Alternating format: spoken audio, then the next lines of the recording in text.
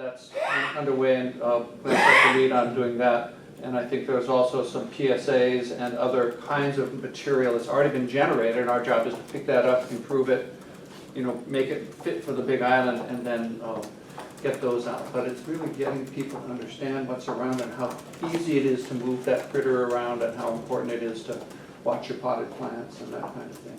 So I guess, yeah, so it's probably just mapping it out, like how far it is and how fast it's spreading. And then you said the ant-lion, is that part of CTAR? Is that where that would be housed? It's part of the Department of Ag. It's at, right at their offices, the Department of Ag. They're kind of a freestanding group in the Pacific Cooperative Research Center of UH. So it's not, they're not actually part of CTAR. Dr. Hara is a CTAR entomologist, and they collaborate a lot on approaches. And there's been a big county push around the parks, sponsored largely by the issues at Richardson are kind of kicked off. So there's been a one-year project with money from the Hawaii Tourism Association through the Hawaii Community Foundation to do some repeated research and applications of things near the water, near where people are. So they've done, I think, 2 or 3 applications at Richardson's, and what it kind of turns out to be in circumstances like this is going to be like mowing the grass. This isn't going away. This is something you have to continue to do. And they've set out their little peanut butter sticks and counted, you know, after and before, and there's a bunch of research overlaying it. We didn't get money from this legislative session to expand that with other parks, but it's a recognition that they are in Liliuokalani Park, they're in the Bayfront Park, they're in Kaha. This is not an isolated Richardson circumstance. So it really is an issue we're going to have to learn to mow the grass in some new forms around that. And unfortunately, you know, just as a state, we don't invest the kind of money on these things that it would take. You know, Australia, when they got them, immediately went into 3 years of a couple $1 million and targeted it and went right on top of it. We kind of limp along, and so some places are pretty out of control. Was that a state Department of Agriculture or federal Department of Agriculture for the ant-lion? State Department of Ag. They're at the State Department of Ag. They get their money through the UH. They're freestanding funding. They're not necessarily, they have to go get their own funding. And there's only about 3 of them, but they provide the intellectual capacity and work on trying to figure out how to get stuff into trees, for instance. They're working at the zoo as a place to sample. How do you get stuff that stick in the zoo in upper trees so that the bait stays? And so they're still working out the applications of that stuff, but the truth is, it's, like I said, it's like mowing the grass. It's going to be an ongoing process. Okay. Let me do a couple of other updates. In an additional forum happening on the 27th is something that our office has been more directly involved with the University of Hawaii. Last August, we had a forum that Dr. Straney and Scott Enright and Bruce Matthews in our office was involved in bringing together some folks in the ag community, talk about what are the issues that we can work on together. And one of the ones that emerged from that was the need to focus on new farmer training, partly because there are a range of these programs out there. The Kohala Center has one, there's one at the Hawaiian Homesteads, there's a variety of different programs at CTAR and others, and to try and bring that body of practice together and have a conversation amongst the players who are involved in that to say what's working, what are the issues that are most important, where could support be most useful, how do you collaborate with that body of practitioners. So that session is on the 27th, and this is just a draft process. It's a facilitated conversation, and people from a variety of different programs around the state. Actually, we were glad to hear yesterday we'll get somebody from the Pacific Gateway Center, which is primarily an immigrant program, but they're looking at establishing some places for immigrant farmers on the Hamakua Coast and a couple of other locations as well. So again, to develop new farmers. So you're all welcome to attend that. Let me know. But we do have lunch for you if you wish. And it's really going to be a brainstorming session in a small group, not so much talking heads, but a facilitated conversation. couple of other updates, It's, here, 27. yeah, 27. Just a question on your agenda, will there be a discussion about trees in the farming, like for windbreaks or as a crop in itself? No, we're not talking crop, we're talking about the methodologies to approach the development of new farmers. So we're not growing trees, we're trying to grow farmers, and so I don't, you'd have to talk at me a while to understand where the trees fit in the conversation, but it's really to talk about the folks who are the Go Farm initiatives at the community college, the training programs that the university has to help build trees. There will be some, it's both farmers and ranching, kind of how do you get young people involved in this process and, you know, build an undercurrent for Well, more of I'm that. just curious because, the United States went through the 30s formation of old soil conservation service, because back in the day farmers didn't include windbreaks and shoulder belts and things in their farms, and half the country was destroyed from the Dust Bowl days. I just wonder if we're just going to create massive farms with no conservation areas in between, Really? or agroforestry, for example. Really? I'm curious. No, I don't think that.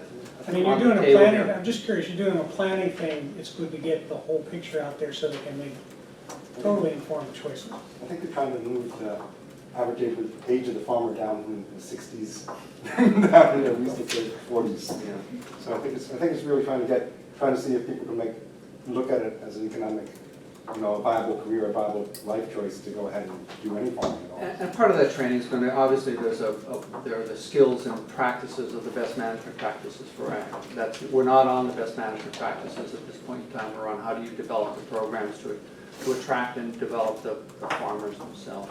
So that's what this conversation is about. There are certainly places for the best management practice conversation that I think you're referring to. I know a lot of tree farmers, that's why I brought it up. Okay, I am here to represent forestry, if I have to say something. thanks. Get the word in for the trees. There was just an update on the slaughterhouse, because I know you guys have tracked the slaughterhouse improvements for a period of time.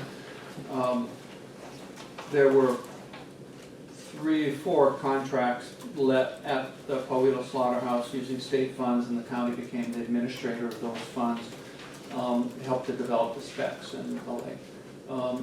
Most of that's done. There are wastewater treatment facilities are intact and operational. I think they're going through their last contractual review. There was also an improvement inside the slaughterhouse, part of which was to create a cool room for hanging storage for a period of, what do you call that? Aging.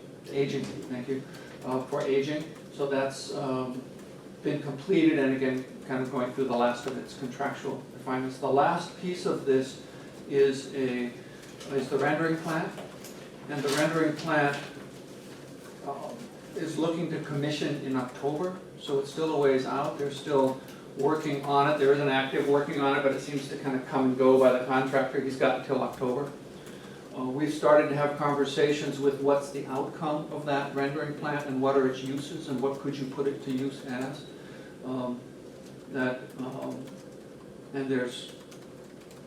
We're just trying to understand what that would produce. Pacific Biodiesel is interested in the tallow and the glycerins that will come out of that process. They may also be interested in helping with some of the, since they as a company have run rendering plants on the mainland. And it's that expertise that kind of needs to be focused there, because the beef producers are really about beef production and not so much about the end result of that process. Yeah, trying to see if we get more value out of that. Yes, and currently I've seen a number of, I don't know whether you use it, but the material that comes out of Island Commodities on Oahu, which is essentially the rendering plant from Oahu, where they take fish, pork, beef, leftovers from stores and the like, and they render that down, and I saw a couple tons of it arrive in Honokaa recently, and it starts to be a reasonable resource at 30 cents a pound, I guess, by the time it gets there. And what could we do with what we have, and how would it need to get processed at the end? So that's an ongoing conversation, and until it gets commissioned, you won't really know exactly what we produce, but we know that there is a conversation about adding that to some of the other products, byproducts that are out there. Some of them organic, some of them processed. Biodiesel puts out a lot of potassium, for instance, out of their process, about a ton a day. I don't think it meets organic standards, but it's a reasonable add-on for certain kinds of agriculture. So anyway, parceling together those kinds of things to create a good soil amendment process is a conversation for later in the year, I think, as that stuff starts to get done. Just a brief comment, I had an opportunity to, Glenn and Don and I joined with Marissa and her folks to visit the dairy. Pretty awesome, huh? I mean, they're what do you say, August? Would they start to? Is Island Dairy? Island Dairy. They didn't catch the date of when they're. They said he thought they would be milking in August. For their expansion. Yeah, for the new expansion facility, but it is as high-tech and as amazing. I mean, they're talking about all of the waste being composted and reused in bedding and an anaerobic digester to run their own power system. And, you know, the technology in milking is just remarkable. It's a total step beyond it. I don't know, what, $15–20 million of new investment and a doubling of the herd. So, really, later on in the year, it's definitely something that everybody in the agricultural community should see, because it's got to be the biggest single investment in agriculture today going on up there. You never see it unless you drive up there, but it's remarkable. Yeah, just the grant applications are in for this year's process. What's your time frame? We need to complete our review by May 27th. Turn it in to be compiled. There'll be a meeting of the specialists in early June, and then by the end of June, I think, the letters will be going out. So we Which have grants are these? Which grants? For the R&D department. It's an annual grant program, so I think what we have about 30. On the ag, oh yeah, there's a total of 48, I believe, but for the, if I may, Yeah, sure. for the agriculture section, which is just a breakdown of the, by categories that has been submitted.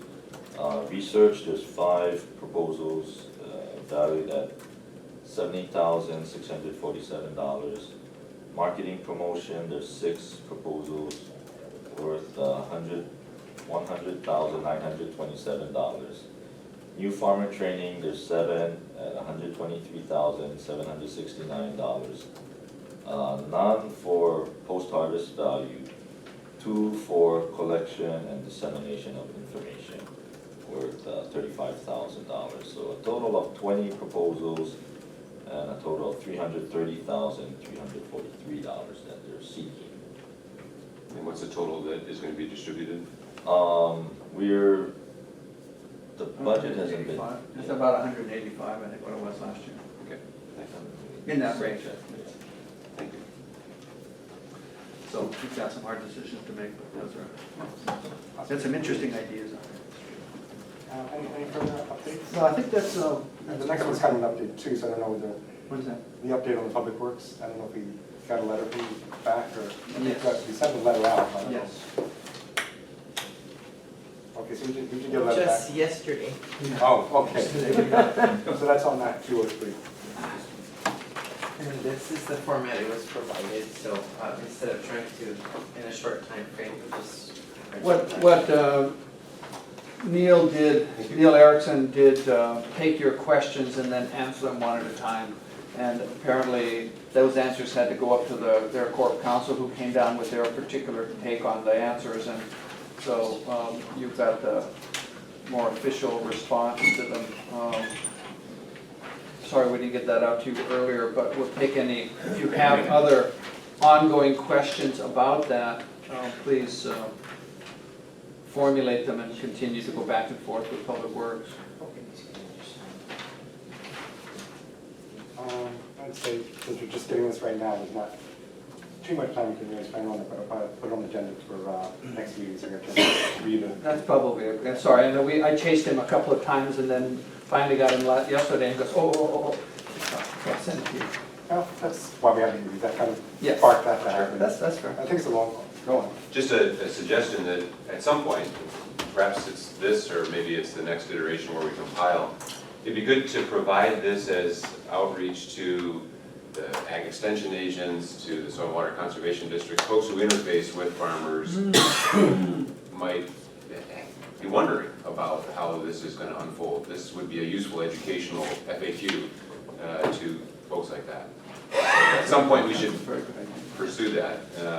It's great that Neil's providing this information to us, but we need to disseminate it, or encourage him to disseminate. But I think we are the ones with the contacts more so than Neil does. So, something for us to consider. That's a good point. That makes sense. Yeah, maybe it shapes up into an FAQ, which is, those are your particular questions, but maybe there are some more fundamental questions. I think so. Yeah. Neil gave us a presentation which included the basics, which need to be included in an FAQ document. Then these are the additional questions that followed up on it. So and I don't know, I don't want to add more to what Glenn's doing, but it is a useful piece that the county should do some outreach on, and we can't really look to Neil to do that.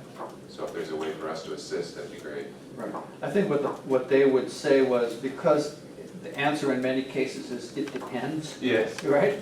So rather than getting us or extension agents too deeply involved in that interpretation, the response they're seeming to suggest is call Neil. Come talk to us. Yeah, come talk. And that's a big, that's an important advice. Right. Talk to Neil early.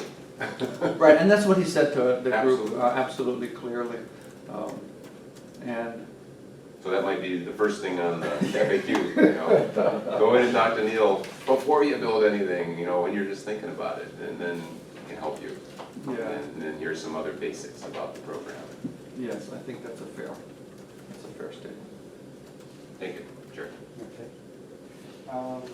The next agenda item is the final legislative committee update, because everything is now passed, or maybe not signed. Not quite final yet. Not final till it's signed. That's right, that's right. So yesterday, I put together the latest, actually Sunday, I put together the latest status of agriculture-related bills that were approved by the legislature. And you'll notice it's a lot thinner, I'm guessing, I haven't counted them, but I'm guessing maybe 5% of what we had started with this year, because we had holdovers from last year, carryover from the first session, all the new bills in this session, and we've ended up with these. I've included some renewable energy-related bills in here because energy is such a huge cost for any farming operation, and I know farmers are very interested in energy, so I included it on here. Let me just briefly go through here. The details are here. You can always get more details from www.capital.hawaii.gov. I'm sure you're all very familiar with that website, right? Everyone uses it regularly, right? That's important. It should. The first two, I want to point out, people might think, well, why is this on here? Special purpose revenue bonds are a type of financing which is which would offer favorable loan interest rates to enterprises. This actually adds language, enabling statutory language, to allow special purpose revenue bonds to be used for agricultural enterprises on any type of land. It actually requires a constitutional amendment, so this will be on the ballot. Assuming the governor signs it. But you'll see this on the ballot coming up in November. And so that's why there's a bill, there's two bills. One is the actual statutory language, the other is a constitutional amendment. Once this is in effect, then agricultural enterprises can go to the legislature and say, we have a project, like is on page, there's a couple examples of special purpose revenue bonds in here. Page 3, there's one for seawater air conditioning, the third one down. Page 4, the third one down, is special purpose revenue bonds for BioTorque, which is a company that's planning to use ag waste and produce fuel and other byproducts and high protein feed. So those are examples of special purpose revenue bond financing in the millions to assist ag enterprises that would be possible under this new legislation. Okay, coffee, berry, borer appropriations. There was, one of the bills that did make it out was a pesticide subsidy program specifically to deal with CBD. We had talked about that before in our previous sessions. I included the fourth bill on the page 1, climate change adaptation. You can read that for more details. Page 2, invasive species council appropriation. We did not get funding for fire ant. We did not, unfortunately, but obviously the invasive species council is where that has to be dealt with. There was a bill that we didn't want passed, and it didn't pass, and thanks to Eric for his advocacy to prevent that bill from going through, but it'll come up again, guaranteed. And this has to do with basically landscape, foliage, plant producers having personal liability and corporate liability for any pests that they happen to send over to another island. So we talked about that in previous session of our commission. I expect it will come up again, but it was one of the bills that didn't pass. I didn't include in here the bills that didn't pass. Public lands, reopening of lease, mediation, arbitration. Some of you may be leasing public land, that would be relevant to you. The macadamia felted toxin. Yeah. Yep, so that funding did come through, and it's really R&D on how to prevent and treat the macadamia felted toxin. And it's as Jeff said, if we don't get on it right away, it becomes a much bigger problem. And so this is unfortunately not enough, but it's a start. And we can ask Troy for more details on that issue. The next one has to do with ethanol, fuel, the STM. The following page, page 3, that's another special purpose revenue bond bill. You can take a look at that. It's up over on Molokai. I thought it was interesting enough to include on this. A couple of bills related to grid modernization, HB 1943. If you're interested in energy-related stuff, I can talk about that later. But I included the third one on page 3, special purpose revenue bonds for the seawater air conditioning, because that is one of the ways to reduce the load, is to use deep sea water for air conditioning. And there's a couple of projects over on Oahu that are being pursued right now. And it's just something to keep on your radar screen. We may see it in Kona if there's enough of a demand. Milk control, those who are interested in milk, that's an important bill there. Going on to page 4, Lower Hamakua Ditch. Limits the toll the Board of Ag may charge for water. Anyone involved in the Lower Hamakua Ditch, if you want to take a look at that. Do you remember what the value was that they said? Don't have it. Don't have that. And that was prompted largely by an effort to reduce the cost on pasture irrigation for grass-fed. Mm-hmm.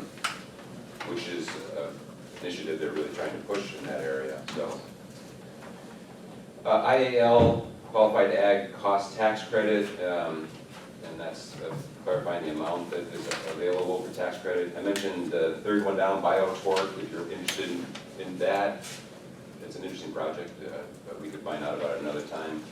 They actually want to take papaya waste, I think was the initial feedstock they were using, to then produce biofuels and protein feed. A couple things on ag lands, family child care homes, allowable on ag land if located in a farm dwelling, just keep in mind. SB 632, interesting, we now have an environmental court. Established an environmental court as division within the circuit court and district court to hear proceedings of Chapter 90, including Chapter 91, proceedings arising from certain environmental laws. I can give you more details about that, but they're going to be actually doing some training. They're setting up a working group so that environmentally related cases would be tried in an environmental court. So interesting. We can talk more about that if you're interested later. Last one on this page is something that's been worked on for years. Making permanent liability protections for warning signs for outdoor recreation on public lands. The next page, again, some condo projects allowed on ag lands. The next one had to do with neighborhood electric vehicles, because a lot of farms use these electric vehicles. There's another one later on for another type of vehicle. ATVs. SB 2175, industrial hemp, 2-year industrial hemp remediation and biofuel crop research program. They're actually gonna try to use industrial hemp as a way to do soil remediation in a contaminated site over on Oahu, at the military site. So that's what they're working on right now. It's a UH project. Last one on that page is energy systems. Next page, solar energy on ag lands. I mentioned the ATV, UTV, permitted use for farms. A couple different things, solar energy, I mentioned, there's 2 bills on this page, solar energy allowed on ag lands. Last bill on page 6 has to do with rate making, and I don't want to go into detail unless you're interested, but it's again trying to get the utility to be more responsive to the demand, to increase renewable energy and reduce cost. Last page is another attempt to allow special purpose revenue bonds financing for private owners of dams and reservoirs. And so this would be a constitutional amendment which would allow spurs to be used for this. There's a lot of old dams and reservoirs that are out there left over from plantation days. Some are owned by individuals, large trusts. Some are co-owned between individuals and the Department of Ag. And these are, it costs millions to decommission these. And the owners are being held liable for doing that. Even if there's no water in it, they still have to decommission it. And so it's very costly, and so they're trying to figure out how to handle that. This is one way to finance it. I mentioned geothermal resource. All royalties from geothermal resources on Hawaiian homelands shall be paid to Hawaiian homes. That was something that they made clear. And then the last couple of bills had to do with the state economic development initiatives and tweaking the public land exchange approval process in the legislature. So it's a sort of a mixed bag. There was a lot of bills that did not pass. Some of them we're grateful for. Some of the bills that didn't pass we're sorry to see failed. This next step is that the governor is reviewing all of these bills. Most of them he has not signed, but if you notice on some of these, it already has an act number, Act 49, Act 23. That means he signed it. So if you look at page 5, for example, it says Act 49, Act 23, and it actually, it says when he signed it, it says Act 49, 4/23/2014. That means he signed it into law on that date. So if on other pages where it just says transmitted to governor or enrolled to governor, that means the governor has not decided what to do. The governor has 2 choices, well, 3 choices. He could either veto it, he could sign it into law, or he could let it become law without his signature. So those are the 3 choices. Excuse me. Bless you. And if you have any questions, I'd be happy to respond. Thank you. Just an answer for Jeff, it's 20 cents per 1,000 gallons for the ditch, it was 47. Okay, and that applies to all users on the system, right? Well, I Or is just it pulled it up Pasco? off the ledge website, and it just says that the toll for water provided by the lower Hamakua ditch shall not exceed 20 cents per 1,000, but doesn't specify for pasture only or. Yeah, but it says for all, cannot exceed, so I think that's what it did. I think they dropped it for everybody across the board, so whether you're a farmer or not. Yeah, so I think there's still a per acreage assessment, but that, There's no dollar amount for that, per acre that I could find. but that's part of the formula. May I add something? Yeah. I just wanted to say that in regards to that Hamakua ditch, you may, or we may hear some scuttle about why some of the other systems were not able to drop the rate. But we feel very fortunate that Hamakua ditch was looked favorably upon because the key word is potential. Hamakua ditch is using so little of its water and it's just dumping into the ocean. So it behooves us to actually look at dropping the rate to allow more people to get access to that water. Versus some of these other systems, they're running at maximum right now. So, I mean, it's basic supply and demand. So I think the key thing was the powers to be, the legislature, I think they use their good judgment. Once in a while that happens in the square building. And I think they favorably looked upon Hamakua because, we got so much pent up potential. Why not use the money, drop the rate, yeah? And if anything, we see it as just cost effective, just getting cost recovery. So I think it was a very prudent move on the legislature this year. Thank you. Any other comments or questions for Dave on the legislative update? Is there a timeline for the governor to act on these? Yes, he has to act by his first week of July. I can get you the exact date, but it's usually about the first week of July. Oh, and we had advocated for the mayor to support the two Board of Agriculture members who are coming up for confirmation, Michelle Galimba and Richard Hoff. And they were both approved. They were both confirmed. Just one more addition. One of the things I think the Department of Ag was put a lot of effort in supporting was a capital improvement project in Waimea for about $3.2 million for what's called Waimea New. And it's partly on some Hawaiian Homes property, but trying to create a place to begin a new farming area. So a fair amount of effort, political effort, went into getting that money. And I know the day that at the end of the legislature, the governor and a whole bunch of people showed up there and patted each other on the back about that investment.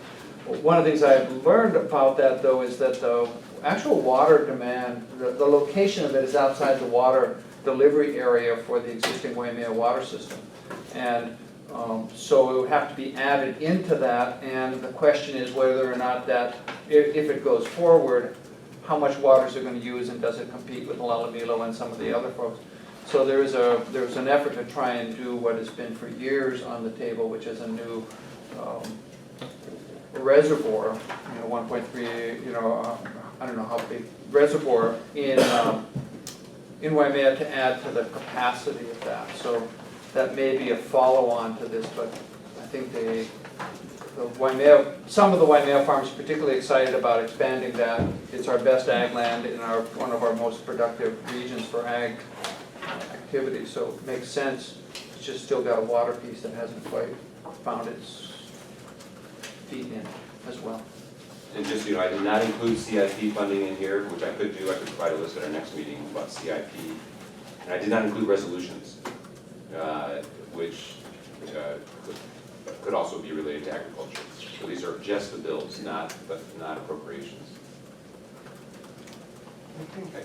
Thanks a lot for the update. Sure. And thanks a lot for good stuff. So I suggest if we just keep the committee going, and then at the next meeting, I can give an update, but let's follow all the way through until the governor has made his choices. So it's time to implement them. Yes. And then the next item is the microloan update. Do you have any updates on that? Good planning, huh? Well done. Sorry about that. Yeah, actually, we are working, I think Don has something to hand out. We're working with the Call Center. Fortunately that, thanks for starting that relationship. Because they have a similar product right now that they had a special private funding for. That one is geared more towards culture, right? But this one that we're looking for would be like how you folks had talked about before, towards ag products. And they'll looks like they're going to monitor it and the relationship with that does it. So we're working on the details right now with them, and we're hopefully that we will be able to get some funding or the availability of these microloans out to the public by the start of the new fiscal, which would be July 1st. So yeah, so I think we're just, I know I think you've gone through the process. We're looking at the county funding. It's a crowdfunding type of thing, so we're looking at the county would kick in us a percentage of the request, and then the crowdfunding would do the rest, and then it'll operate like how it is. So if you guys have any questions, go to the Kiva Zip website. They're pretty, it has a lot of information out there, so it'll run real similar to how they run their product. Okay, and I add to that some, under discussion, if the county can actually serve as a catalyst and actually get the fund started, Kohala Center and other groups might be able to contribute to the same fund, so we'd be getting sources, other sources coming into it. One of the questions which we asked Keep a Zip is, suppose we fund it and we're gonna provide 50% of the funds, that's what Keep a Zip requires. But then suppose the state comes in and the state says, well, we're gonna do the same funding, we're gonna do 50%. I said, well, that's 100%, how's that work? So what Keep a Zip said is they keep it at 50%, but what they do is it becomes like if two people are doing this, like a 1 to 3. So if you're a private person putting in $20, then they'll match it, they'll match up from other people. So they have good mechanisms to work that out. Keep a Zip very interested in working with it. They are working with municipalities, and they see this as kind of a nice direction to go into.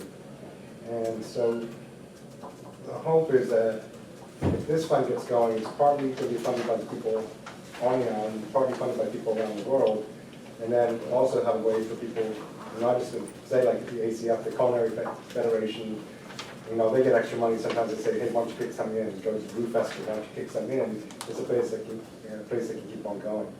So it's we'll have to see how far it gets, but it's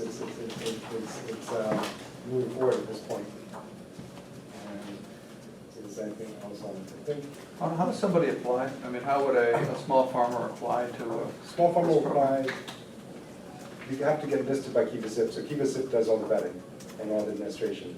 And the mechanics of it is, you have to give them your credit rating, your tax forms, some of your business stuff, and then they'll decide whether, they'll go through their own process to decide whether to list you or not. I don't know exactly, what their criteria is. I think it's easier to get listed because you're only applying, your first step is only $2,500, so they're not doing the sort of requirements you would do if you needed like a $10,000 loan. They're just giving you like, here, prove yourself, then you move up to $5,000. Then you can start moving up, I've seen as high as 15 to 20 and see whether that gets funded. The help that you might need from this group is that once the funding's through, we need to create a trustee system. So it would be, anyone can apply to become a trustee. So, if I'll probably pay off my loan and probably become a trustee, but I'll probably focus on like the smaller growers, the people I'm familiar with. But if you have like someone from the flowers, someone from mackerel, someone from coffee, each one of those people becomes a person that helps sponsor a person wanting a loan. So that's the way our outreach is going to go. And we should definitely look through the commodity organization for that. And people can find their own trustee too. If someone wants to get a loan, they can, like I found today, hey, I got a friend of mine who's been known me for 30 years. He's going to become my trustee. He has to go through the process to become a trustee.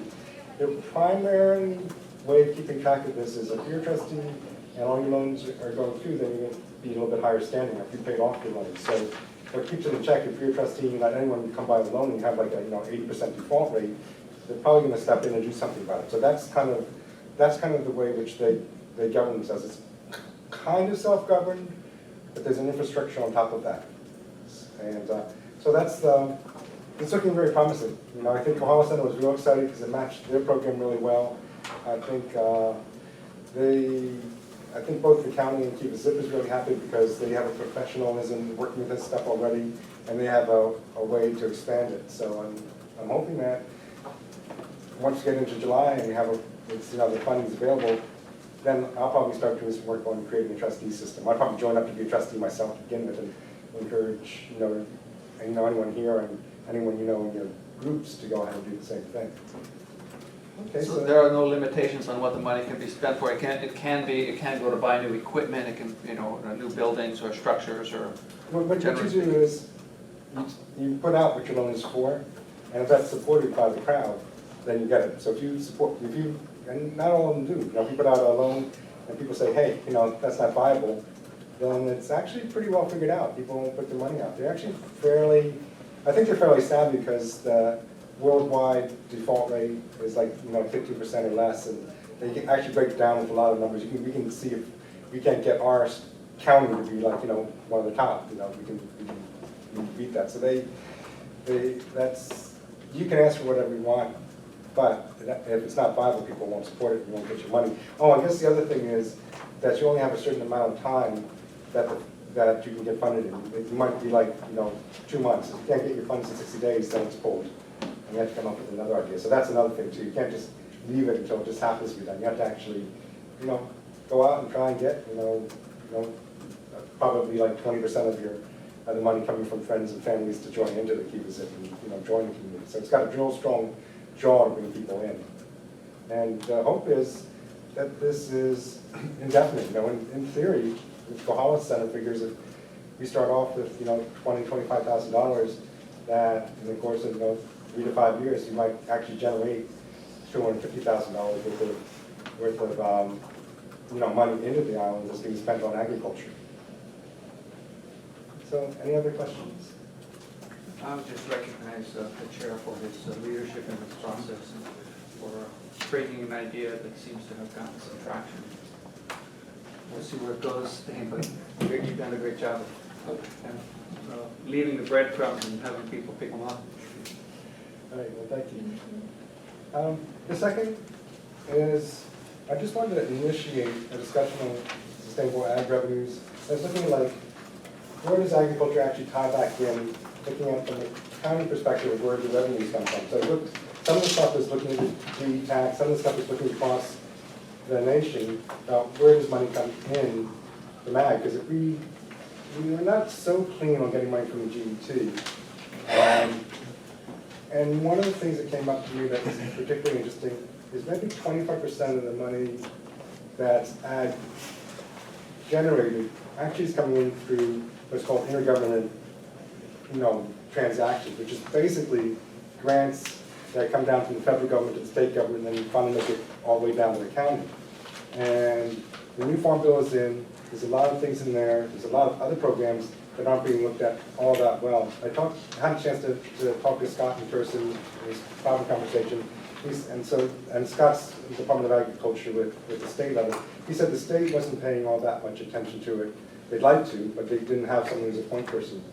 And just one example I want to give now is one of the new parts of the Farm Bill says that if you get food stamps and you use your food stamps to buy fresh fruits and vegetables, I don't know if it's local, I know it's fresh fruits and vegetables, you can get that food stamp value doubled. So if you take it to a farmer's market or you take it to maybe a group such as ours, as far as my company goes, we're trying to get the paperwork figured out so that people who are getting food stamps could get twice as much food, and we'd also be creating local revenue.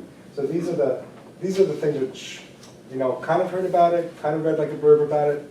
How do you actually do it? I have no idea how you actually do it, but these are the sort of things which I'd like to bring up on the discussion. I know you get probably way more than you can read, but I just wanted to bring that up to start looking at multiple sources of revenue. And then I guess checking the county, is there a direct tie-in from the GET to the counties? Do they get a percentage back, or is that just for the hotels? That's just the visitor share? Just the TOT, I believe. Yeah, you're right, it's only TAT. We don't get a particular share of the GET. Right, As we did with Oahu, didn't yeah, so I There- for rail, right? Yes, and that was a special legislative approval for a certain percentage that would be allowed for Oahu, but it had to be spent specifically on rail. And that was, so there's talk about the county saying, oh, we'd like to be able to do that for other purposes, but it hasn't been approved. All right, so that brings up, so one of the questions I started with is, if looking at it from the county perspective, sitting there saying, okay, we vote up like, say, 2 or 3 big broad resort things, well, there's going to be a feedback that comes back to the county. If we match the sustainability goals that we had in our general plan, is something we looked on the first 2 years, if we do get those goals, there's a gap. There's not a real strong feedback system right back in the county for all of us in agriculture. And so it makes it hard to build because you've always got to be pulling from somewhere. And so that's, so that's a place I want to address. One of the easier places to address is to look at the money that we could have that we're not getting and try and address that. But I think, over time, I think it should be open for discussion to figure out, is there a way that if we do become sustainable, so suppose, for example, we created all our fuel on the island. Well, then the county revenues, fuel tax would drop, so they'd actually get less money for the population is actually getting a benefit. I mean, it's a goal that we'll share, but that goal is not reflected structurally in revenue streams. So it's, this is just a beginning. This is just a chance to begin discussion on this and see if there's other people have ideas or if there's ways that we can give advice to the mayor that to try and make some kind of connection between agriculture moving forward and creating a revenue stream, then of course, I'd like to see at least some of the revenue stream come back into agriculture again. Chair, I mean, I think Jeff did some research on part of this topic, at least on the property tax side, yeah. So I don't know if you wanna share with the commission what you learned from looking into that aspect of it. Well, I think it's an ongoing conversation. Certainly there is at the council level and at the administration level, talking about real property taxes writ large. I mean, it's a much bigger question than just the ag circumstance. And the ag one is an area of focus that needs to be revisited to make sure that the values that are being, that the programs that are reducing the collection are in fact resulting in certain kinds of benefits. And I think we all know that there are areas where that happens and areas where that isn't happening quite so well.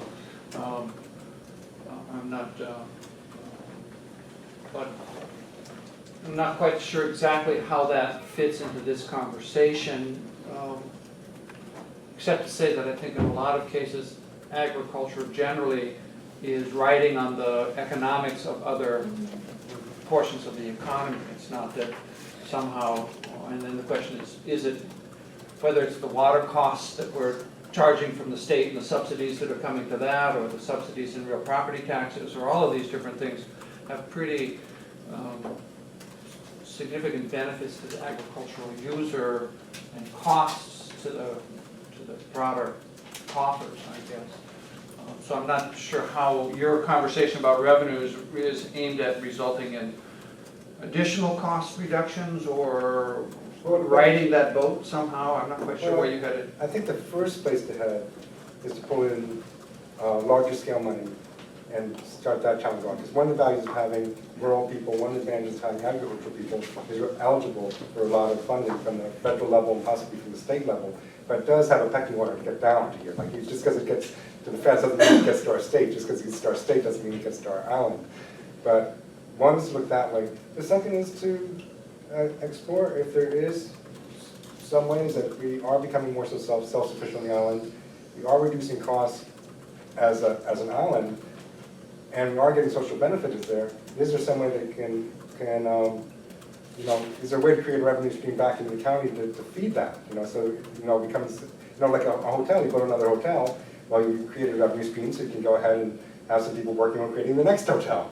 So it's kind of like it's kind of feeding itself. But there's nothing like that in agriculture, and it's not like we're accounting this behind everybody else. It's not that. There's a few ideas, and some of them I've passed out to that have been tried in different places in the country, which I think is worth looking at a little bit harder to see. Well, what do they do in say like a state like California, if they did something? What do you do in some of the states that are even stronger agricultural states than us? Do they create some kind of system to keep that growing? So I thought that looking at it from a county perspective is a good place to think about it as far as trying to get some advice to get some air. And eventually it could be legislation at the county level, it could be legislation at the state level. If we have some ideas that pop up from there, then I think we should explore them and see if they could apply to our particular county. Mr. Chair, I read all your reports, or most of them, and the Georgia report I thought was very revealing. Basically, it said that agricultural funding is less than residential funding, and that it requires less infrastructure, for example, in a residential community. So I wonder if our tax base is really, if the residential tax base is adequate to fund our residential improvements versus agriculture. What you're getting into, though, is a really complex topic.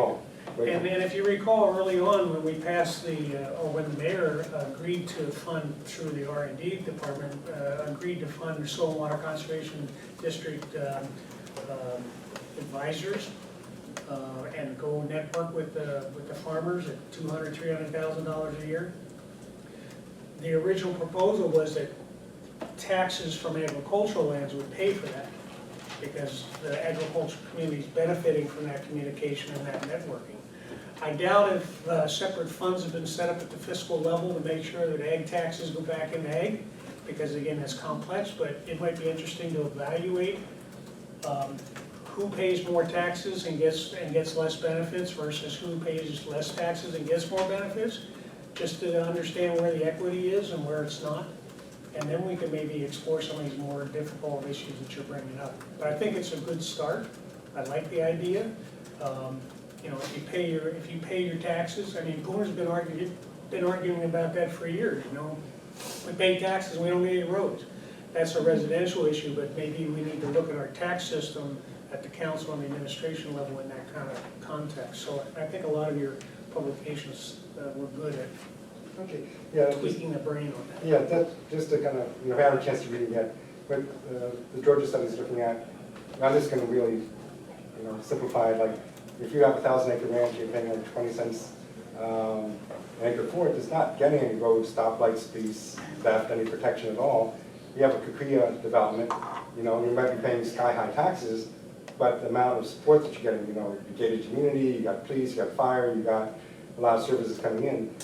What their argument was that amount of money that was being spent on the residential was a net loss. They're spending more on that, even though they're getting higher taxes than were on like, you know, pasture lands essentially over farmland. So, you know, it's only one stream of arguments, but it's an argument that's worth understanding.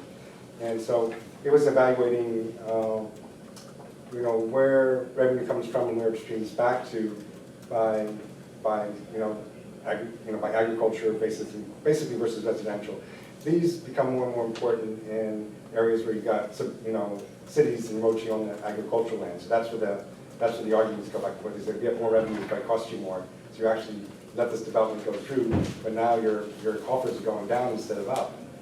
And so that's an important stream to have you know, to look at.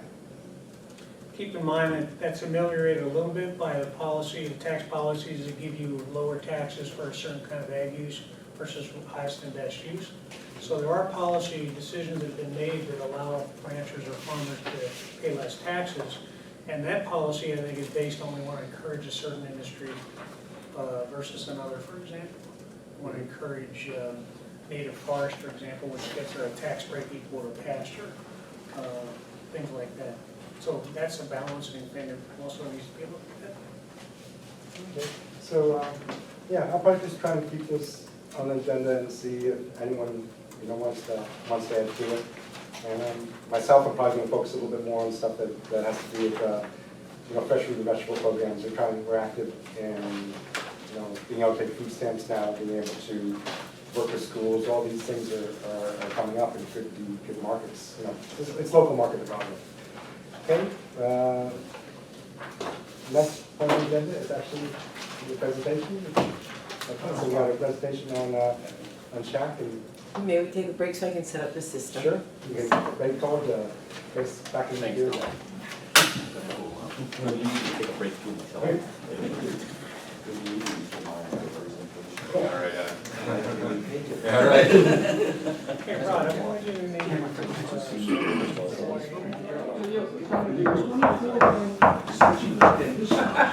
Sorry. I need my circular alarms. We'll visit him someday, Eric. I don't need it. When I read 10 picture.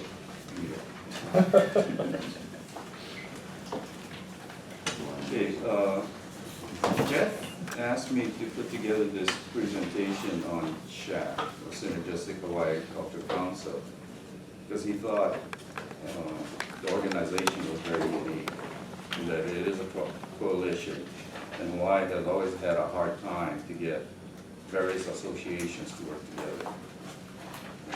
Ever since the start of CAG, which was before my time, nothing really lasted and got implemented, so to speak. Next slide. So how SHAC got started was really a takeoff on what Dane had said. You know, across the state, all the commodity groups have common challenges. isolated, so export freight is expensive. We have high cost of doing business. I've seen fertilizer rates go up exponentially, but farm gate has been pretty much stable. You know, so if you look at it, farmers taking a beating. We have year-round plant disease because we're tropical. UH recommends a methodology where you change sprays so that the disease or insect that you're fighting doesn't become immune. But that creates a big list for us when it comes to food safety and MRL, or maximum residual level of chemicals. We have a little marketing direction. From what I see with a lot of associations, they go after a grant, and their strategy is, how do I use the grant? That's it. You know? There's no long-term planning or anything like that. And the thing that Wayne brought up was lack of marketing funds. We've seen state funds and county funds continuously being driven down. And the amount being shared among all the commodity groups almost cannot do anything on its own. Okay. So what we did was we had a vision for SHAC to pool the members' financial and human resources together. Try to build a real strong central management structure. I believe in diversified ag, but I don't believe in diversified management, because what I've seen is when each association tries to manage their own commodity group, the structure is very weak. You know, there's not that many grant writers in the state, and grant writers also charge a lot of money. Usually they charge 10% of what the grant is for. So all these commodity groups that have no internal income flow don't go after a lot of them. Well, I've seen groups sit in like a SBIR, which is Small Business Innovator Research. They sit in a seminar, they listen through it, and they say, oh, it's too hard. So they just walk away and don't even apply. You know, that has been a problem. So what we do is we try to do everything for the association group, from writing the grant proposals, to managing the finance, the compliance issues, doing all the reporting, that type of deal. Okay, SHAC was 3 years in the making. Started with a Farm Bureau meeting of old CAG members. And what is came out of CAG? that? What is CAG?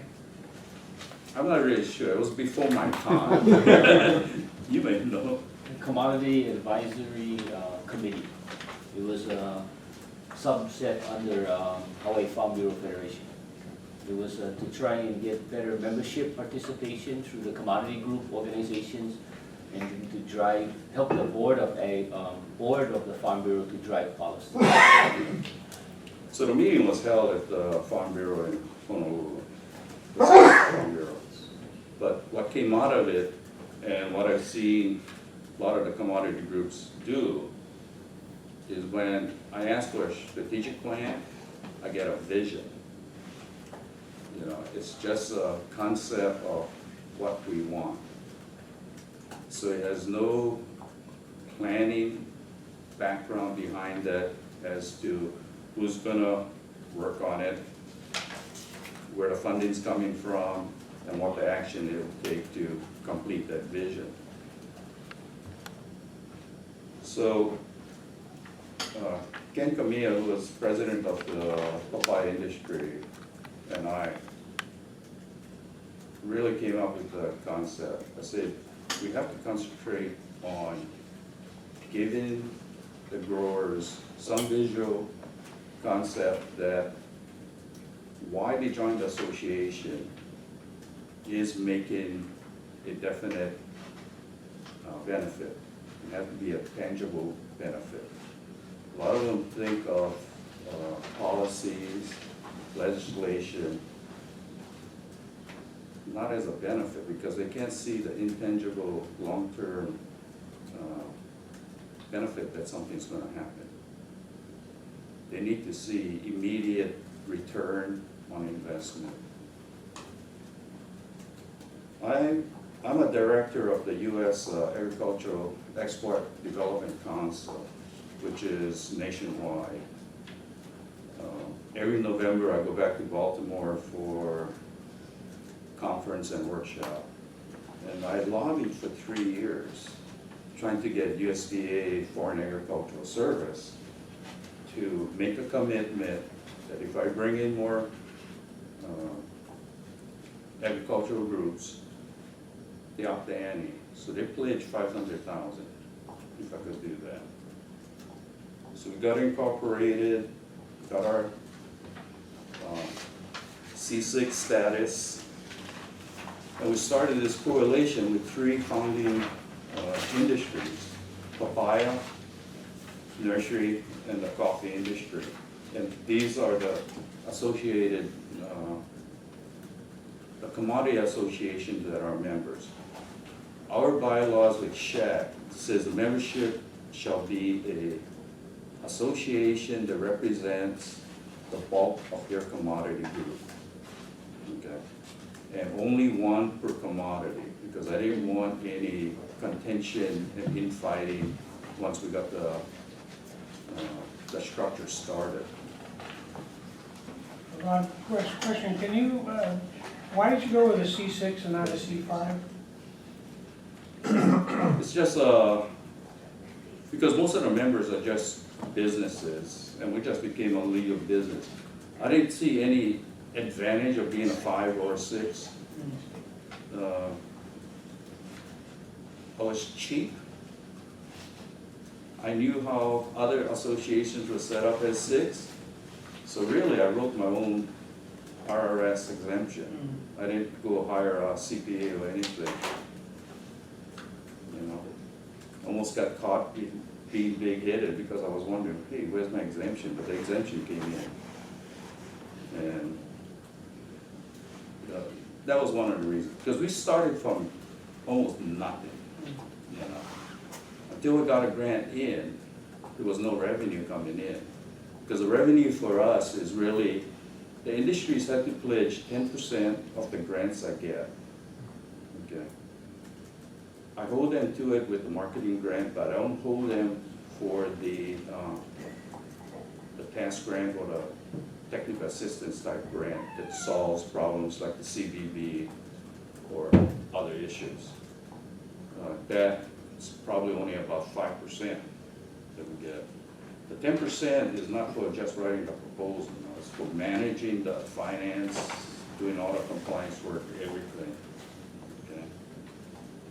I kind of jumped in the gun. No, I was just curious, Oh, I'm sorry. Okay. So our membership structure is that the board of the Commodity Association selects 2 representatives to sit on the SHAC board. And they all have equal votes. The SHAC staff is really myself for now, but 2 things we want to plan for in the future, and I'm working on, really on it this year. One is we want to do a mentorship program. I'm getting too old, I need to pass on my knowledge of grant writing, government accounting, that type deal. So I have like 30 years of DOT contractual proposal writing. As I used to be a manager for Northrop Grumman. Also, I developed a GAO approved NATO financial system. So I need to pass that information along. The other thing that I want, and I've seen it work in the aerospace industry in California, is a think tank.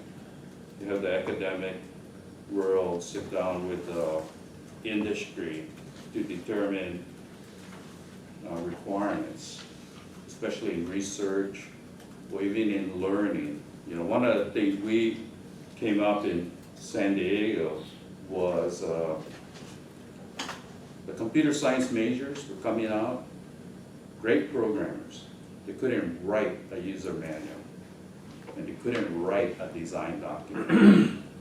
So what we wanted San Diego State and University of California, La Jolla, to do was insert a subject matter on technical writing. Because that was a big downfall of graduates we were hiring. Next slide. Okay, one of the things that we looked at, like I said, was USDA Foreign Agriculture Service. One thing is we had our foot in the door through HPIA. The second is it offers the breadth of programs that has specific purpose. And this is really the toolkit under FAST. The MAP grant for marketing, foreign market development program for Upstart, technical assistance for specialty crop for overcoming technical barriers to trade, quality samples program, which we use in Japan for the GMO rainbow because you have no distribution network set up in the country. So getting samples there for people, for traders to sample is very expensive. Emerging market, if you just initially penetrating a country, that's what's used. We're planning to use it for China. Dr. Gonzalez and Lyle Wong did use it for China when they were looking at the Hawaii House. You know, they were trying to set up a Hawaii House to backfill China Airlines. This was under lingo. And so they sent the two of them out there to look at the potential for that. And that's what we're gonna do if we get into the China market, is to look at the potentials. That's what the EMP is for. The export credit and the trade capacity, I'm not familiar with those grants because we don't really go after those, okay? And haven't even thought about going after them. Next one. Okay, one of the things that we demand from members is a top-down approach for return on investment. So we start with the comprehensive industry strategic plan. And really, that plan covers both production, domestic marketing, and foreign marketing. What the FAST grants provide is a foreign marketing area. So we're looking at other grant possibilities for the production and domestic marketing. So some of the grants we've been trying to investigate is a small business innovator research, a specialty crop research initiative, specialty crop block grants, that type deal, and the value added. The one part of production is product development. And papaya has always had the concept that we had to get the calls off the street. So we've always looked at utilizing the papaya calls for value added. And it's not necessarily like the biofuel, where they just want the calls as a supplier. So the farmers get almost nothing for that. So the concept we did, and I had gotten a SBIR grant when I started the frozen papaya research. And the business plan concept we have is that the farmers have to own at least 15% of the company. So this year conference, we're bringing in a winemaker from Florida. He used to be one of the biggest farmer and or grower and distributor of tropical fruits in Florida. He decided raw commodity is not the future. So he went into making wines and he's been successful in doing that. And one of the wines he made was papaya wine. So we're bringing him here to talk about his experience. I'm trying to negotiate for him to open a winery here if it looks feasible, where he throws in his intellectual property and if he throws in capital, then we can go after grants and use his capital to match that. Then the farmers would be putting in capital into the venture too. And that way you secure the partnership. So that's what we're looking at in the future. Once you create this top-down approach, then we utilize grants and things in conjunction with the strategic plan. So the strategic plan will give you the objectives, your strength, weakness, opportunities, and threats, and the actions that have to be taken.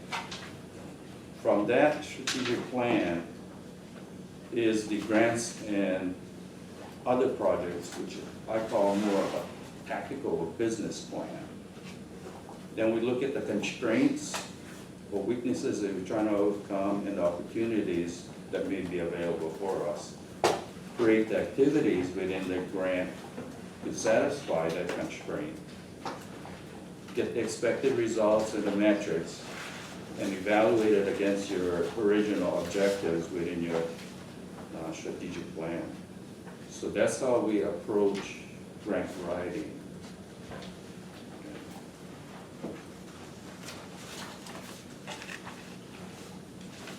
So the tools that we've used just in recent years, the MAP grant is a major grant because that's an annual grant. We get that every year. Proposal consists of the strategic plan, the actual proposal, which is the unified export strategy, and a fraud prevention manual. Federal government requires us to have a manual in place to really, besides the fraud, address nepotism, conflict of interest, equal opportunity, that type of deal. That I just turned in yesterday for 2015. TASK grant, which is Technical Assistance for Specialty Crop, is to overcome technical barriers to trade. Dane brought up that there's a new farm bill. We've always lived under the 208 farm bill because that was the last one before the 213. 208 caused a problem to get a grant for CVB mitigation because the farm bill stated TASK was to be used for phytosanitary and sanitary reasons. CVB, you would think, is a potential phytosanitary issue, but because we've been blocked, because we couldn't meet grade or things like that for export, it never elevated itself to become a phytosanitary issue. Phytosanitary issue has to be, the live beetle has to be caught in the foreign country for it to be elevated to that level. So it will never have been. I lobbied to get the farm bill changed. So fast change it to technical barriers to trade. And the technical barrier to trade is defined by the World Trade Organization and opened it up to more than phytosanitary and sanitary. So I was able to get a big second phase CBB grant. The QSP, like I said, is hard to have sampling in a foreign country unless you have the distribution system set up. When you introduce a new product and you don't have the distribution system, this is a grant to use. So we use this grant for the GMO rainbow in Japan.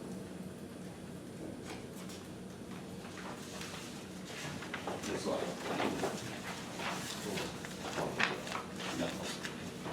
Okay, so funds that the member industries have been able to get in the recent years. 2010 to 2013, we got a tax grant for the Canada papaya MRL list.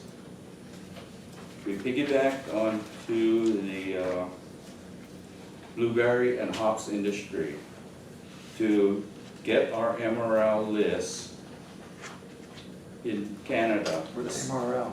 Maximum residual level for chemicals. We had to get that up to speed and same as a US MRL list. And like I say, because we have disease all year long and we rotate chemicals, the list is long. You know, the mainland companies have a short list. We have like 20 something. You know, so we've been working on that.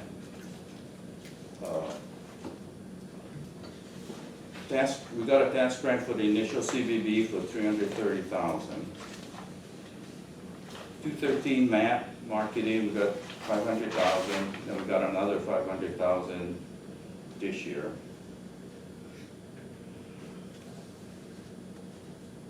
I just signed a contract for a task grant for CBB, second phase for $800,000.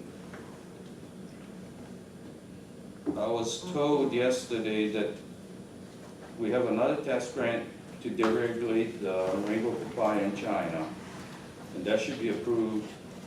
It has been approved. I should get the agreement letter next week for $250,000. Okay, success stories. Papaya, we did a reverse trade. We had 9 food services chefs and managers come to Hawaii, and we gave them a 1-day spiel about how the rainbow was formulated, all the deregulation process that we had to go through, which includes not only food safety, but environmental evaluation and labeling for segregation of products. We're going to have another one this year. So far we have 2 more food services companies signed up, and we have a regional supermarket with 40 outlets signed up. Canada, we've been, because the deregulation in Japan took so long, and we had only Canada and mainland as markets for GMO rainbow because of the deregulation process. I pushed them to not put all the eggs into Japan, but also go to Canada. So Canada, we've doubled our sales there. Okay, the MRLs that I talked about, we've increased it. The initial Canada list had only 3 of our chemicals. We're now up to 10. And we should have over 20 by the end of this year. HAFNA, for the floral industry, we did a market research in Canada, Vancouver and Ontario, and we followed up with a outbound or outreach trade mission to some of the traders that were interviewed. And what they sent up was a representative for each of their major commodity groups. And that showed potential sales. In fact, they've asked for sample shipments.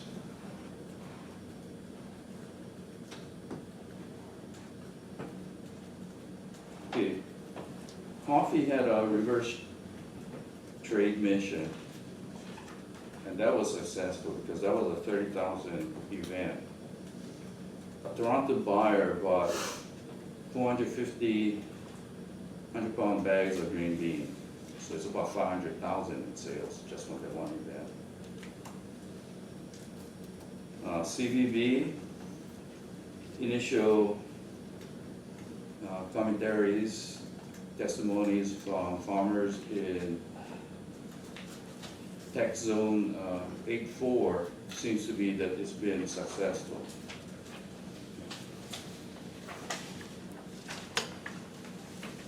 So some of the things that we've done is a consumer show is a Fraser Valley Food Show in Greater Vancouver. Below that is another picture where we are showing the brochures that we hand out, which is consumer oriented. I brought some so I can pass it out. The trade show is supermarket trade show in Tokyo. And the big picture is an article we had in Hanaho, Hawaiian Airlines Flight Magazine. So the nursery guys, okay, they didn't have a logo, so we hired a professional to come up with a logo design that would pop, be Neil, represent all the commodity groups, and what else was a requirement? What was that again, sorry? No, I said you guys wanted a logo Yeah, that popped, yeah. Color, represented all the groups, commodity products, yeah. and was Neil in nature, because they wanted to brand their products as Hawaiian Neotropical, which is new designs and trends utilizing Hawaii tropical flowers. Okay. And we also wanted to include that, Grown tag with up, yeah. grown with aloha. The meaning behind that we're trying to market or brand is it means that nursery growers are doing it with pride. That you're not dealing with just a big corporation that the flowers just become a mess of commodities. Did the market study, like I mentioned. Brian Christie Incorporated, which is an international marketing and management firm in Seattle, did it. We did the outbound. We sent 4 people up there. We developed eco bags, and they developed a website. So that's the nursery eco bag. I don't have enough to pass out. I do have enough papaya and coffee to pass out. But the nursery one is still, that was a proof bag. That was rejected. Goodness with aloha. And coffee was proudly grown in the US of A. Yeah, the whole concept of all the industries is take into consideration grown in Hawaii or grown in the USA, which in Canada has high consumer preference. Okay. The other thing is taking consideration the word aloha, not just as a greeting, but a lifestyle of culture. So that's what we're trying to get across. So instead of branding and marketing the commodity, we're trying to brand and market a lifestyle.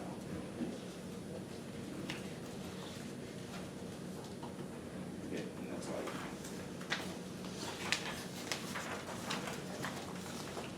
So the coffee, we developed a logo and an eco bag, and we also had a Hanaho article. Both articles came out in the February-March issue. Coffee marketing right now is awareness, because they feel anything outside of Kona, even Ka'u, is not readily recognized. And they wanted the consumers and traders to realize that Hawaii has regional specialty coffee. So that's the essence of their program as it stands right now. Also had a handout. I didn't hand it out.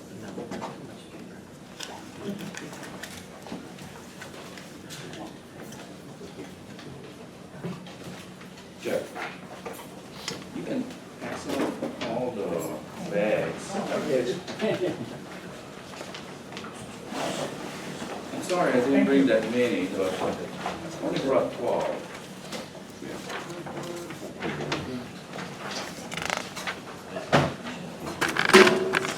Sorry, I was dear. just coming to get it out of your way. Have the member groups seen an increase in their membership because people see value in being part of, whether it's Hawaii Coffee Association or? Okay, the Coffee Association No, and that's okay.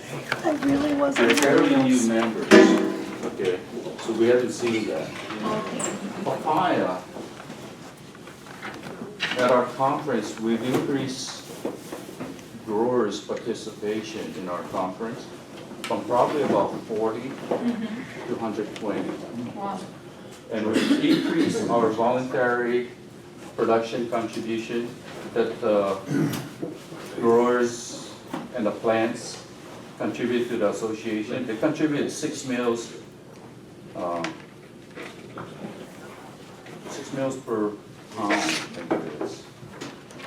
Ron, I remember in the 90s, this concept was tried before, Sally Race with Agro Recon, I believe.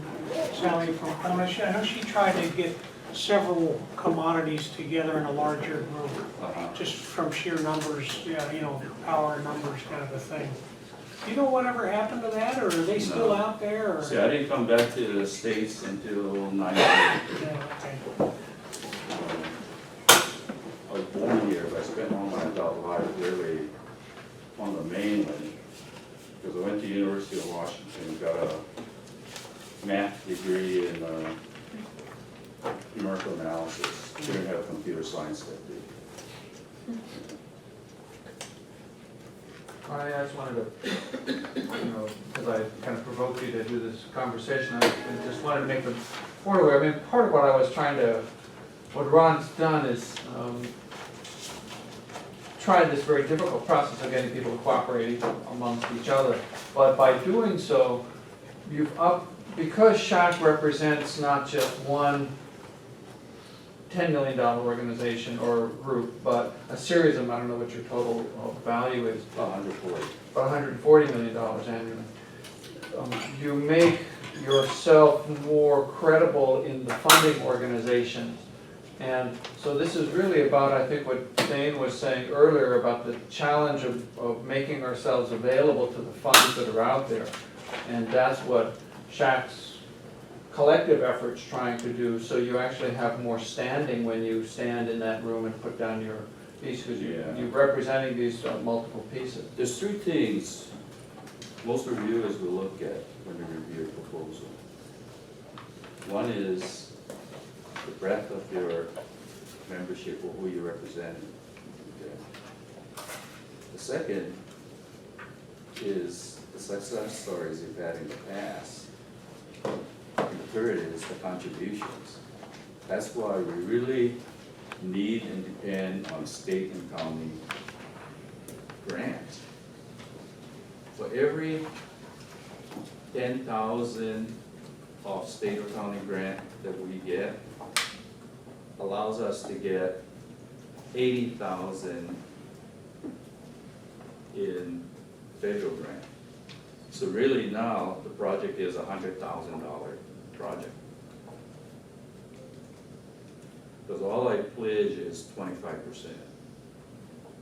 Upfront, the commodity groups pledge 10% in cash.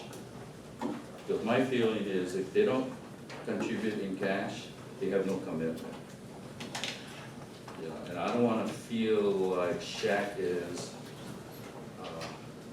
going to be a mother hen doing everything for them for nothing. I mean, they gotta put cash in order to make commitment. I mean, private companies are the same thing. You cannot get a partner that's a freeloader because they're not gonna put the effort in making the company successful. So that's the same philosophy we take. We run SHAC as if it's a for-profit organization, not as a typical nonprofit. And I say typical because when I first get involved with nonprofits, to me I feel, and I chewed out the quiet industry and told them they're a fraternity within a business. That's the way they operated before. And that nonprofits cannot operate that way, especially in today's economy. I mean, grants are getting tighter to get. You have more competition out there. You have to act like a business. And that's the way we try to run things. So the last handout I had, this is just our activities for this year through grants. And you can see it's a full list. And we cover a lot. This year, I think the potential of SHAC is going to be about 1.8 million in federal grants. Right now I have about 1.1 and a half. But I still need county support. Without the county support and the contributions we put together, either industry or county and state grants, that is a major factor in the limitation of the federal grants we can get. There's no other limitation except the contribution right now. If we had more contributions, we probably can get 2 million or more.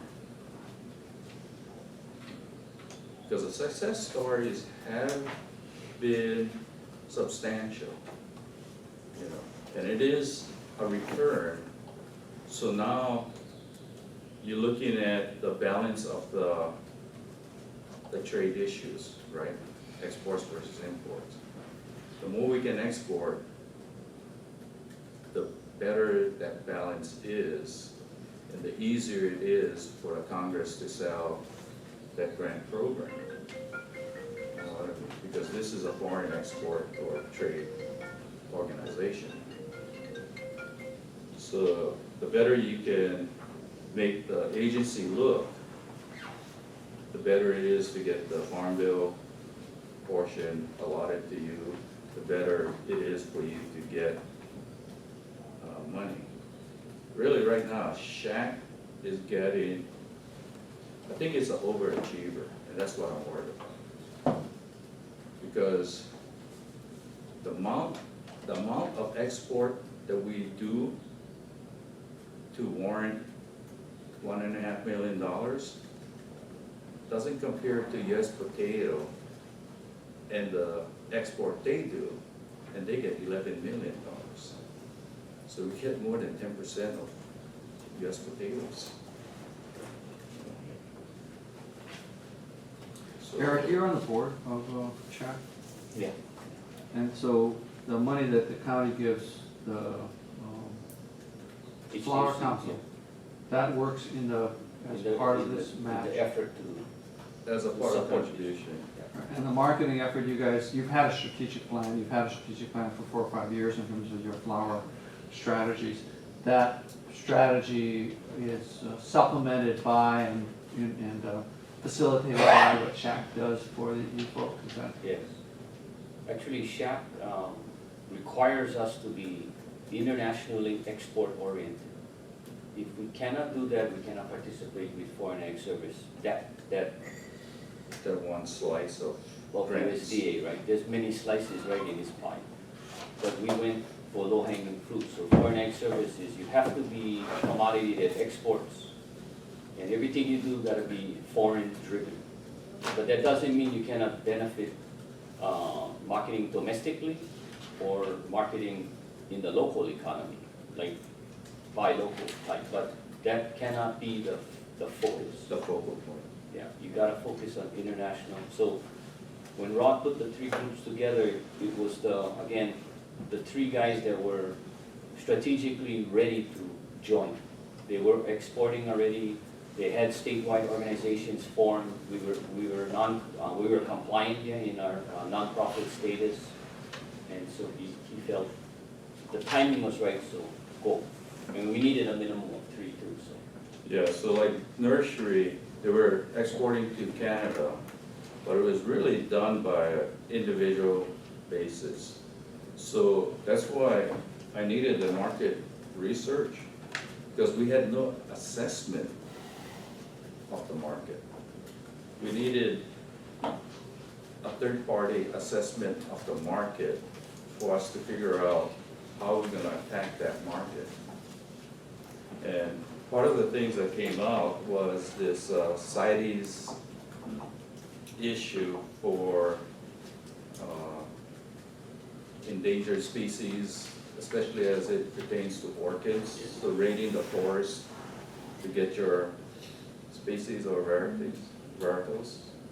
The other one was CFIA, which is the Canadian Food Inspection Agency, that may hinder the the transportation issues of delivery. So one of the things I'm working on with the US Embassy in Toronto is getting a CFIA agent that can address not only the border issues, but also be able to address things like origin inspection program, where you can get the plant certified here, sealed, and you don't have to get it inspected in Canada. So like papayas, we have that with the quarantine issue, where it's certified here, and it doesn't get delayed in Japan.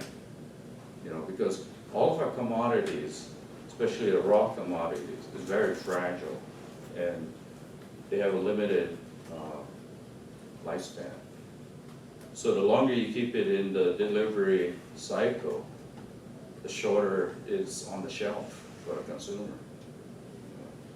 So that's some of the things we're finding out.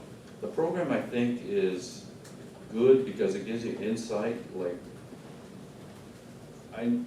nobody here had any concern with freckles on Hawaii papaya, because they say it's just a common nature of papayas growing in Hawaii. But when it goes overseas, we hear from traders that a lot of people think it's a disease, you know. So one of the things we're working with USDA, PBART, is trying to breed the freckles out. And so what they're doing is conventional breeding. There's a Brazilian gold, which is a nice papaya to look at. Doesn't have the taste, but it's a nice papaya. The consumer is gonna buy with their eyes, not with their mouth.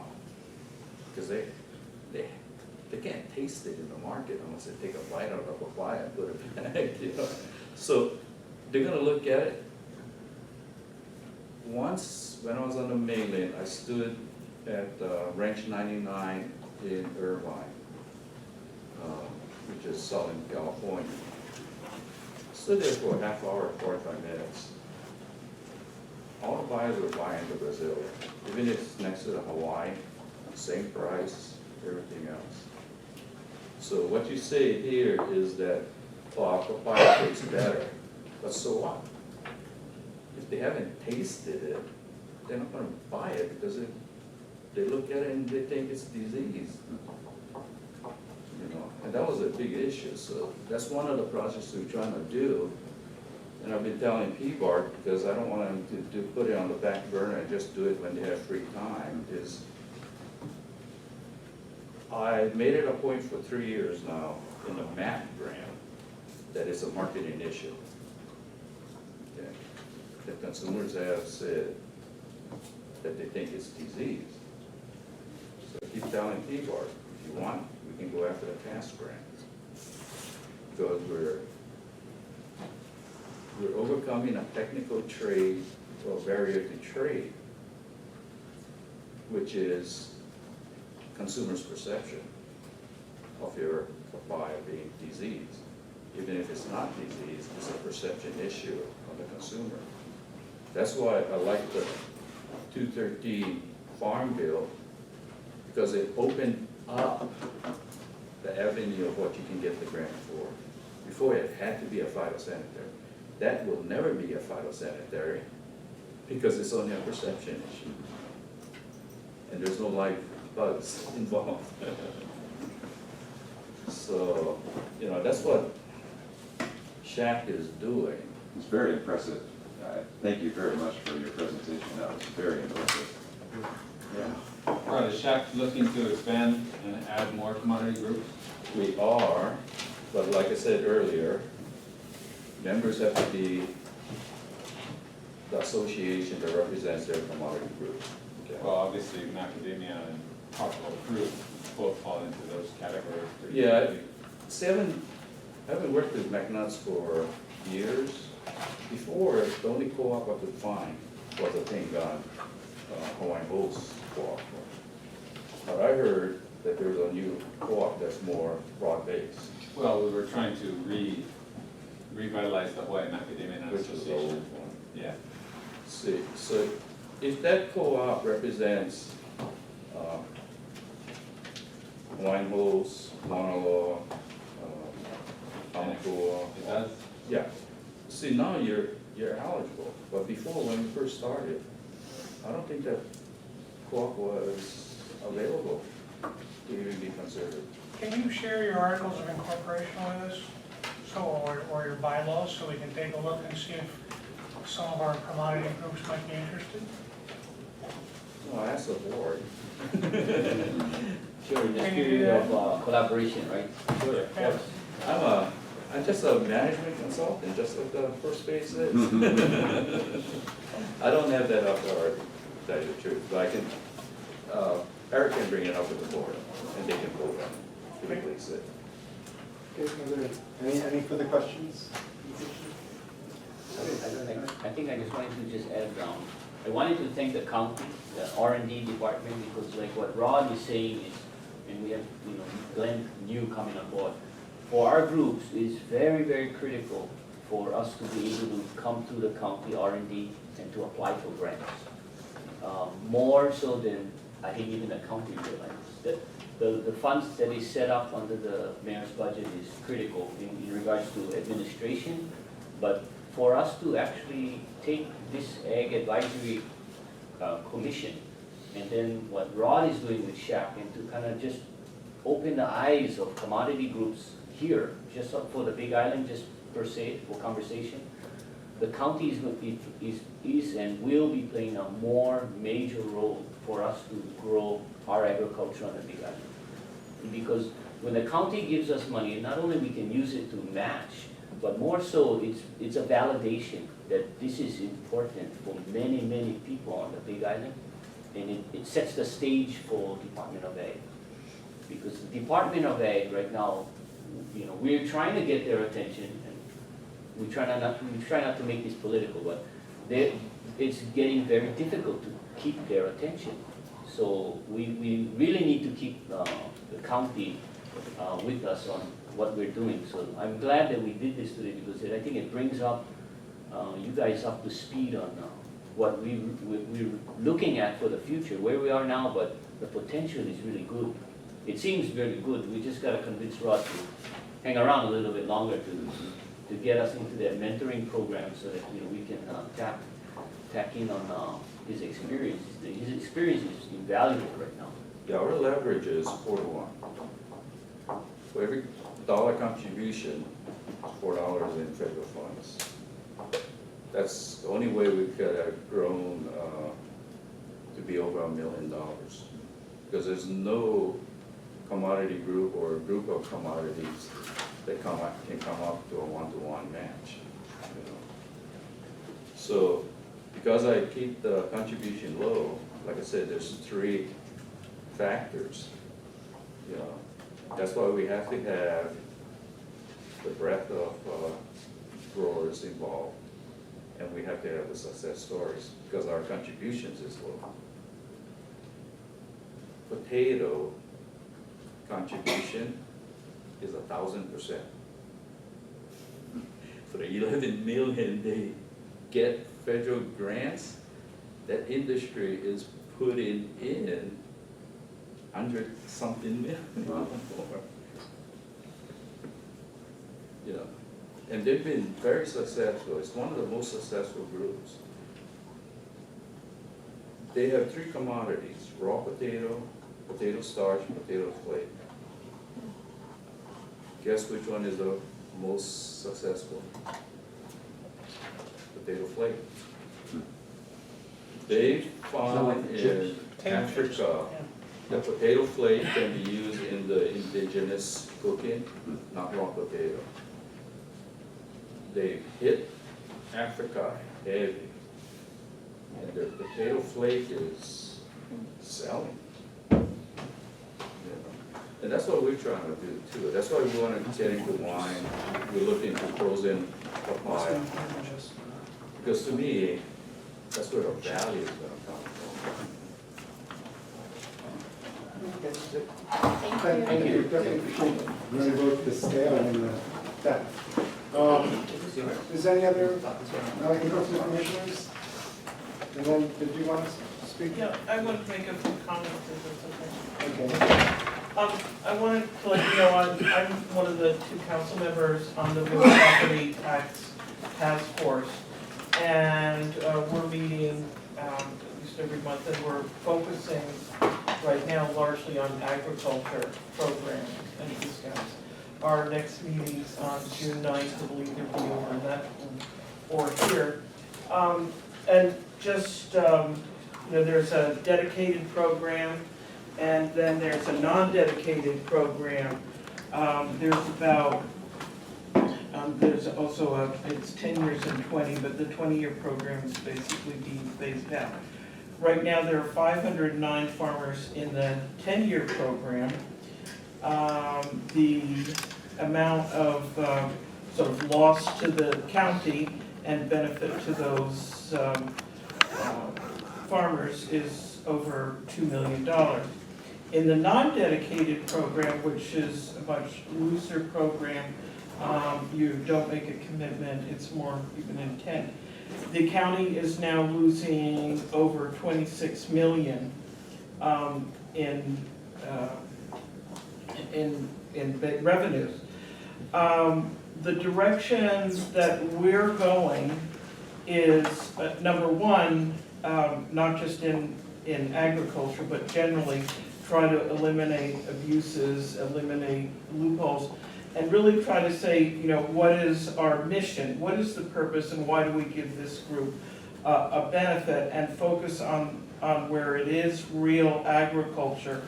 There are a lot of complaints where people are not really qualifying. And there's really no way incentive. How do you intend you're doing agriculture?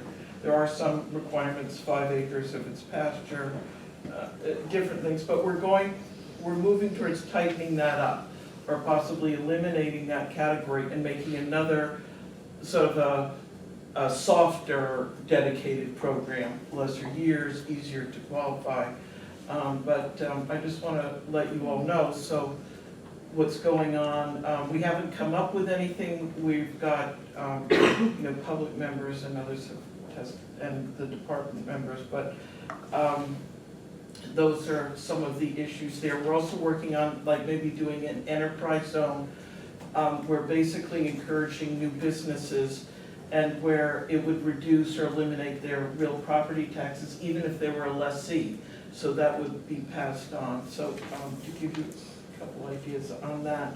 I'm the chair of the Ag, Water, Energy, Sustainability. So, you know, just generally, so you know, if there's something that you feel can be brought to the council, I'm here and I will help write it and help get it, you know, before the council.